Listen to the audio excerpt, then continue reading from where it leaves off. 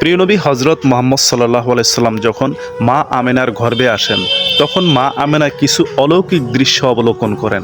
মা আমেনা দেখতে পেলেন তিনি যখন হাঁটতে বের হন, তখন এক টুকরা মেঘমালা মা আমেনা রাদিয়াল্লাহু তাআলা আনহাকে ছায়া দান করে, যাতে মা আমেনার রৌদ্র না লাগে।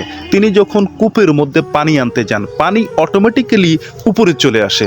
তিনি যখন পাহাড়ের পাদদেশ দিয়ে তিনি যখন চলাফেরা করেন, পাথরের উপর দিয়ে যখন হাঁটেন, তখন পাথরগুলি তুলার মতো নরম হয়ে যায়, অর্থাৎ যাতে মা আমেনার পায়ে যাতে কোনো ব্যথা অনুভব না হয়।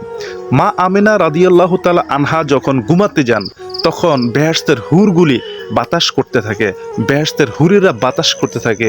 সুবহানাল্লাহ। ভিডিওটি অবশ্যই ভালো লাগলে শেয়ার করে দেবেন। ধন্যবাদ। আল্লাহ যে আপনাকে ভালোবাসেন সেটা আপনি কিভাবে বুঝবেন?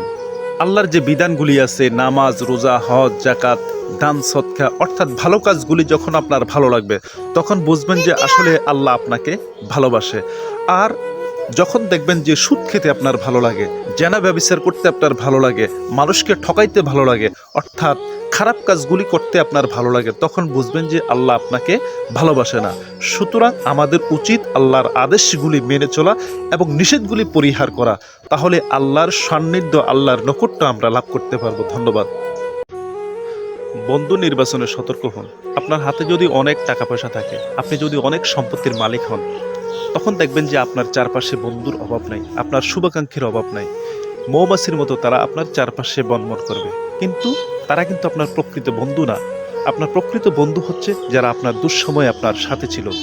সুতরাং বন্ধু নির্বাচনে সতর্ক হন।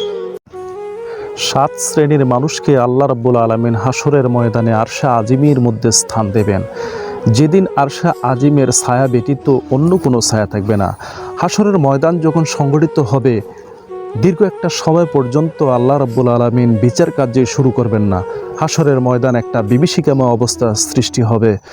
ওই সময়ে আল্লাহ রাব্বুল আলামিন শুধুমাত্র যাদের অন্তরটা মসজিদের সাথে ঝুলন্ত অবস্থায় ছিল, যাদের ধ্যানে জ্ঞানে চিন্তা চেতনা সবসময় মসজিদে গিয়ে নামাজ আদায় করবে, সেই চেতনা সেই চিন্তা ভাবনা ছিল, শুধুমাত্র তারাই ওই হাসরের ময়দানে আরশে আজিমের ছায়ার মধ্যে স্থান পাবে।